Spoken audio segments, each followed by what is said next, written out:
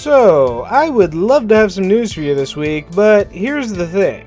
Not only is this an insanely slow week for news, but I'm currently in the process of rebuilding my computer and, as a result, also need to rebuild everything that goes into making these videos. Right now, the video you're watching is basically being conjured into existence by trial software, a hodgepodge of sharing devices, and positive thinking. Hopefully things will be back to normal by next week, but in the meantime I'm not going to leave you hanging, so moving right on to releases, we have Annabelle Creation.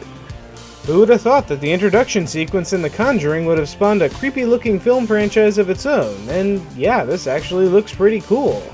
Moving on to PC this week, Lawbreakers is a team-based arena shooter with the gravity turned off. I guess you could say that floaty movement is intended in this game. Next up, Evil Genome is a neat-looking Metroidvania-style game if exploration and combo-based fighting is your thing. And speaking of which, we have Hellblade: Senua's Sacrifice. From the developers of Heavenly Sword and the Devil May Cry reboot, this game looks like it's racing God of War to the Norse spectacle fighter genre. For something a bit more colorful, Graceful Explosion Machine is a fun-looking flying shooter that seems to have exploration elements mixed in, which you usually don't see for this kind of game.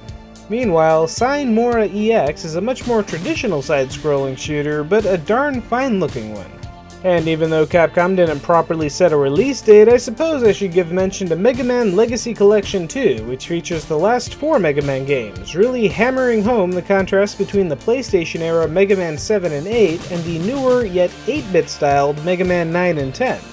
Meanwhile, our indie JRPG of the week is Occult Rays, featuring okay 3D graphics and roguelike elements, but however it plays, it's sure to have more gameplay than Batman: The Enemy Within. Telltale's barely interactive Batman series continues, coming out just a couple weeks after it was announced.